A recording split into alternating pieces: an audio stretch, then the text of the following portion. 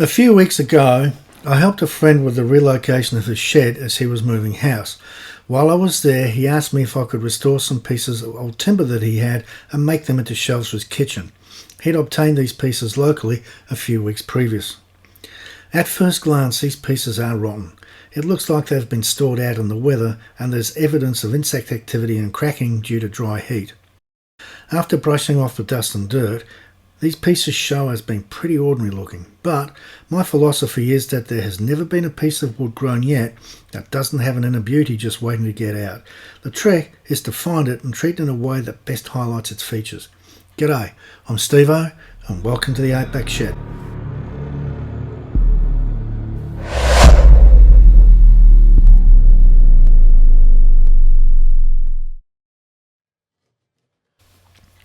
I've set the boards up in the shed, and after initial assessment I'm removing the rotten and degraded pieces with a hook and a piking knife. At this stage I'm not going to use a rotating wire brush to clean out the internals, I'm just removing the loose debris and bits.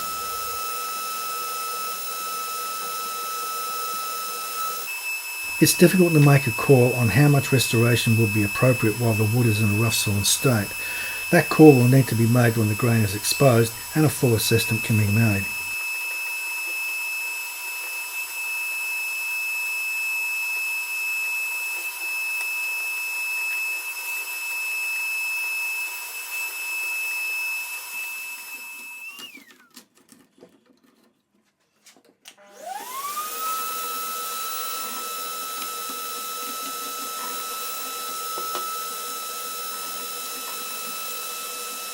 The next job will be to cut them to length and trim the back edge. The natural edge will be left as these will be in the front of the shelves and a visible feature.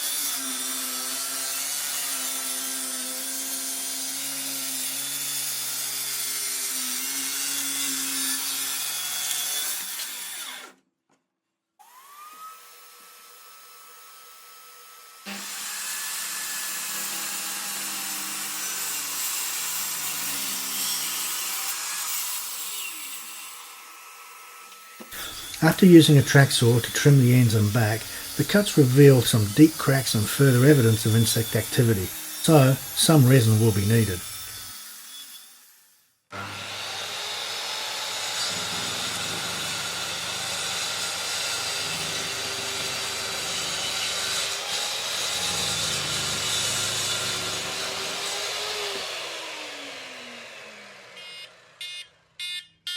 As these pieces are of unknown history and certainly not new, I will assess them with a metal detector to see if they pose a risk to the thicknesser. I've placed a couple of panel pins on the top to help in tuning the detector, then I'll sweep each board in turn to verify that there are no nails or other nasties present.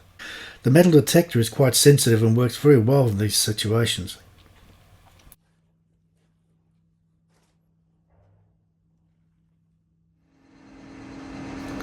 After changing the dust extractor bags, I set up the thicknesser to plane the pieces.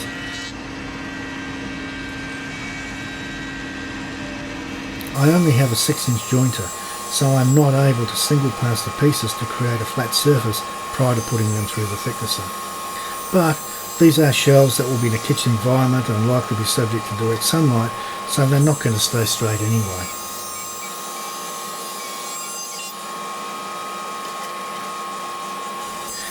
We've run them through the thicknesser, removing about 1 millimetre each pass. It takes several passes to clean up all of the faces, and we've ended up removing about 7 millimetres from each board to achieve the result. From go to woe, it took about an hour.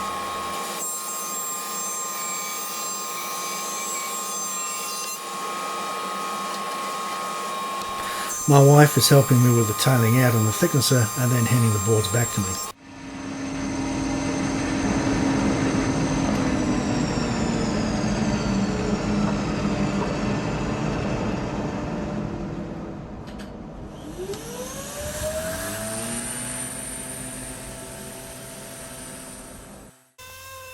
Now the grain is exposed, we can get a better view of how to proceed.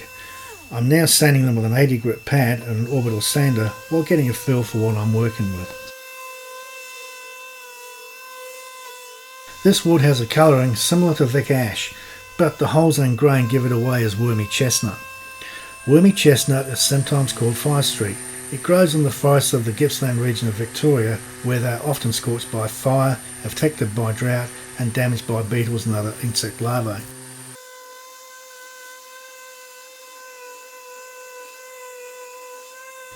Wormy chestnut is in fact a hard-wearing timber, and it's a hardwood, not a softwood. It is highly sought after for its aesthetics, and it's relatively easy to machine with power tools or hand tools. However, it is prone to cracking, so care is needed if nailing or using screws. At this point, I'm making a call to undertake the works to bring the wood to a condition respectful of what it is and the life that it's had. That is, not to make it pristine and remove every defect and seal it with lacquer. I only want to do those works needed to showcase the wood with its wormholes, cracks and rotten features intact and still visible. I want to leave the natural edges intact with all the damage they have. I'll just clean them up with a sander to remove the loose debris while still maintaining much of the surface colour as I can.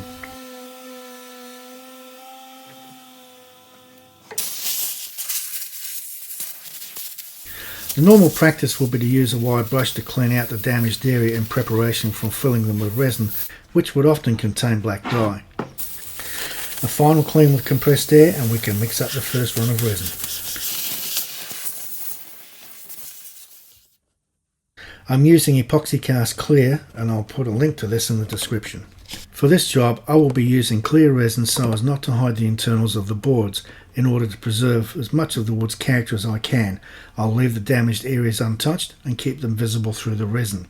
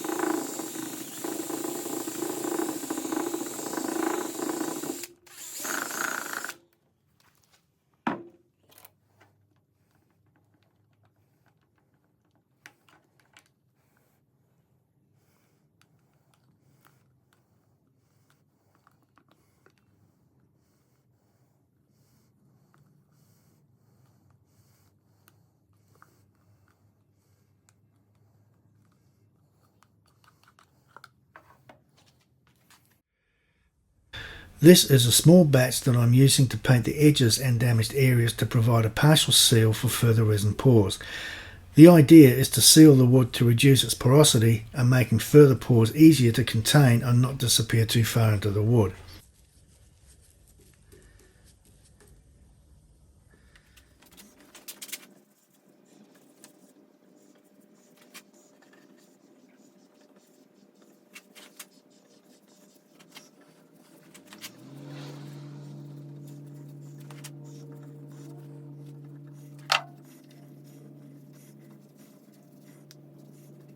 There will always be some losses and further pours with resin penetrating into the wood, which actually is desirable as it does provide a better grip and adhesion of the resin due to the high levels of penetration achieved. It just means that several pours will be needed to give the required depth of fill.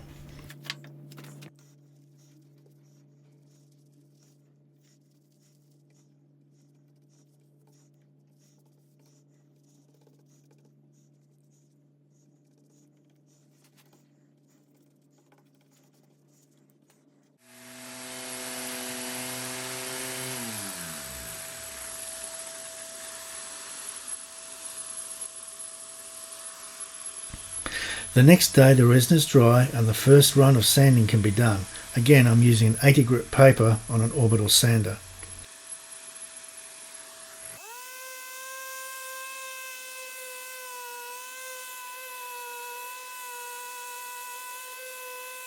Some of the holes go right through the board, so the backs will need to be blocked off to contain the next port.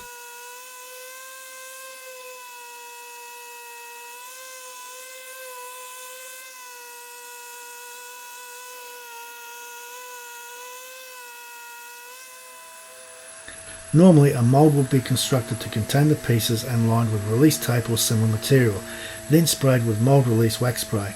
But for small repairs like these, I use baking paper with or without a backing board, depending on the surface I'm working on. The advantage of using baking paper is that the resin doesn't stick to it. It's readily available at the supermarket, but I get mine out of the kitchen. Painter's tape is fine to hold it in place, but the resin will make a mess of it if it does come into contact with it. For the ends, I use blocks to hold the paper in place.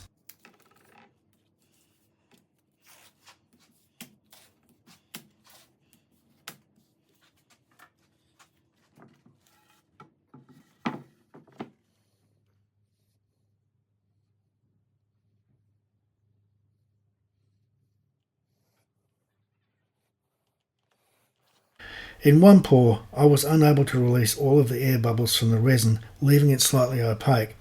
I use a small gas torch to flame off the bubbles, and that normally clears the resin, but not this time.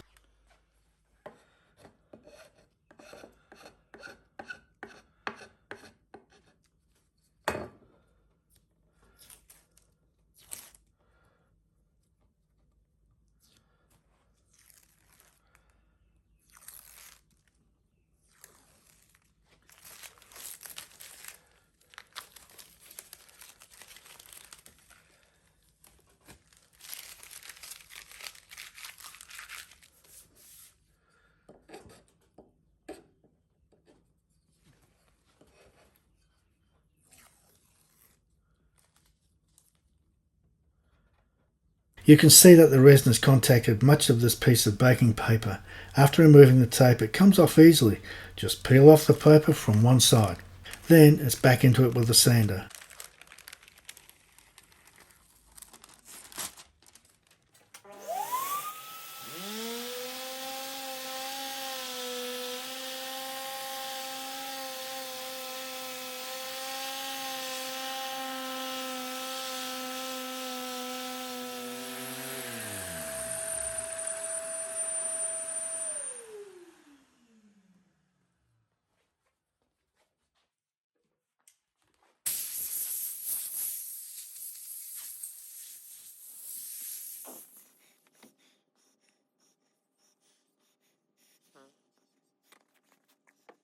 I've been using a drill powered stirrer, but with small batches that tends to introduce air bubbles, so I gave up using that and just spent more time stirring by hand.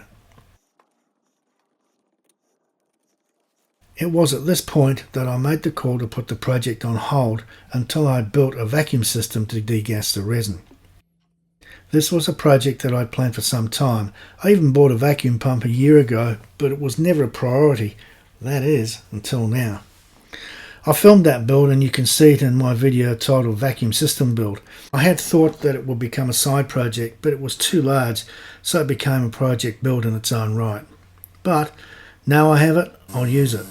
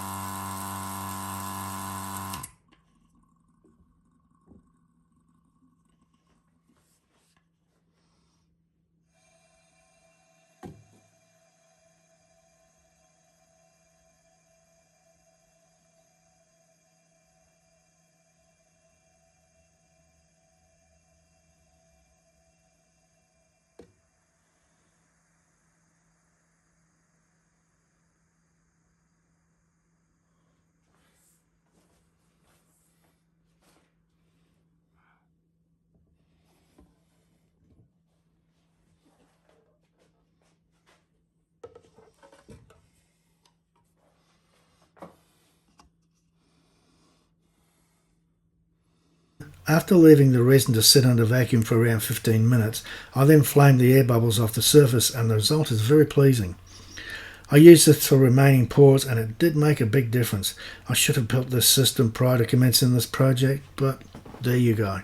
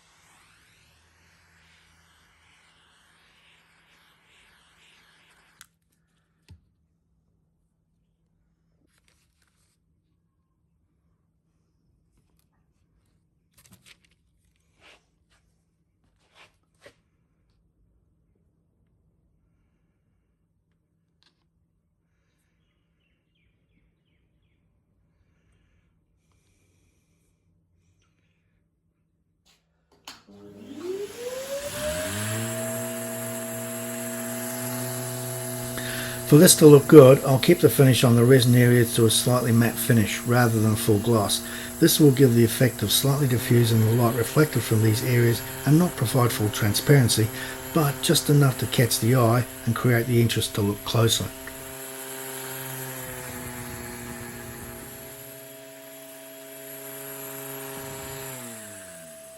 For the final sand, I'll start with 80 grit and then go to 120, 180, 240 and I'll finish off with a 500.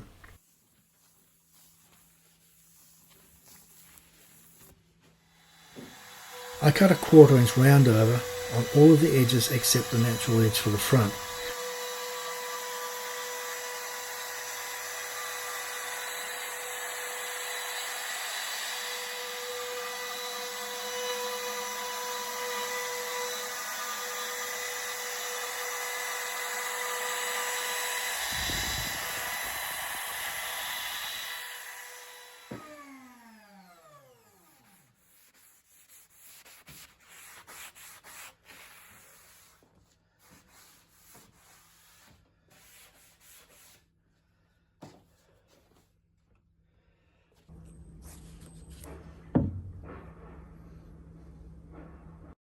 I'm using tung oil for the finish. After applying a liberal coat with a foam brush, I'll wipe it in with a firm textured paper towel, then leave it to dry for 24 hours before repeating and wiping each hour for another 4 hours and another 4 coats. Some opacity is needed to provide a degree of contrast with the wood. This provides a nice subtle sheen to the wood and a good finish to the resin. As I said earlier, the opportunity is to leave the scarred character of the wood intact and not bring it to perfect condition. They look sort of rustic, well, which should fit in well with the environment they'll be installed in.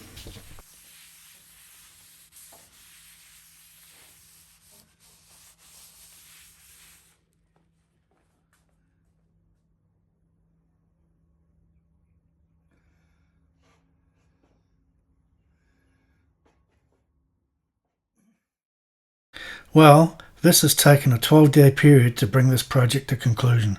Not full days, but off and on. Pouring resin, waiting for it to cure, then sanding and more resin, rinse and repeat. We started out with 4 pieces of wood in very poor and weathered condition. Now we have some nice looking shelves ready to be installed and admired.